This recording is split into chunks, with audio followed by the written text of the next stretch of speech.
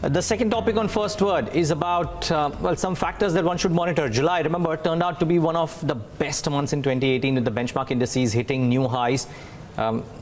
What also changed is the type of investors pumping in the money. Foreign investors who had stayed away from India for quite a long time. I would say it's been a mixed trend, but largely on the outside, came back last month. Now, Jayesh Gilani is here to take us to the flows and indicators that may suggest if the trend will continue or not. Jayesh, good morning.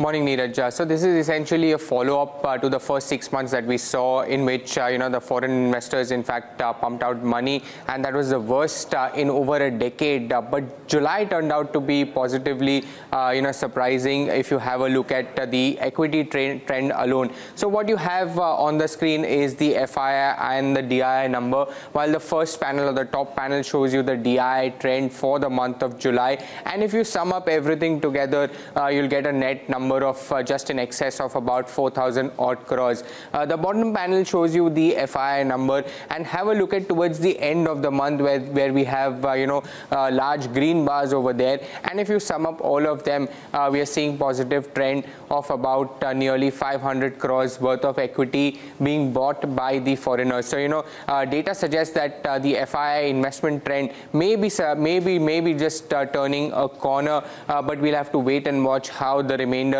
of the year in fact pans out. Just to give you a sense of how the passive money also flowed from in the ETF business, if we can have that chart on the screen. So that's the emerging market space and the last 1 month, how the ETF trend has been.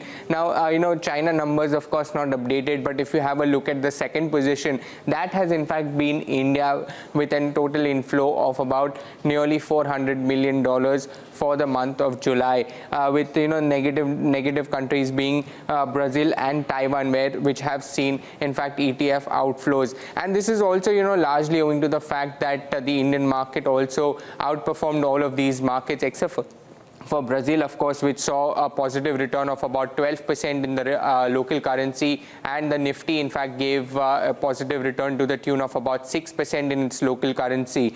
Now, just to give you a sense of whether the market can actually sustain these levels, you were mentioning about the life highs that we have hit. Some interesting trends really stand out.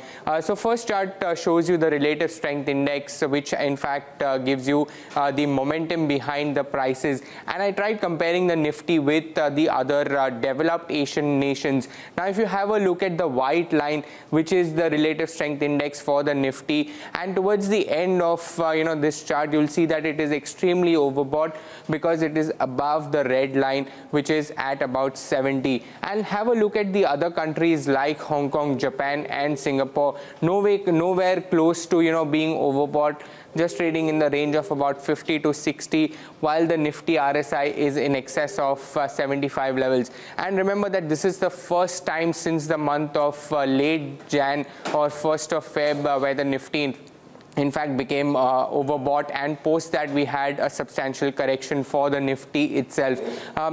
Just to substantiate this, whether India is in fact overbought or oversold in the emerging market space as well, if we can have that chart on the screen. So that's the emerging peers that we have, and once again you see the white line is the Nifty, and the other countries like China, South Korea, and Taiwan, which are more rated than India in the MSCI emerging market space. Their relative strength index is also not overbought, with India being the only exception at about 75 odd levels. So clearly, if I compare it to the developed space or to the emerging markets, India on technical parameters looks like overbought. How does this backtest, Jayesh? Any idea? So Neeraj, I tried doing this for the last couple of years for the Nifty itself. Now, whenever the Nifty in fact has crossed above 70 or 75 on the RSI, in the last 6 odd times, there has always been a correction to the tune of about... over the last 2 years. Over the last 2 years. There's always been a correction in the range of about 3 to 5% going forward.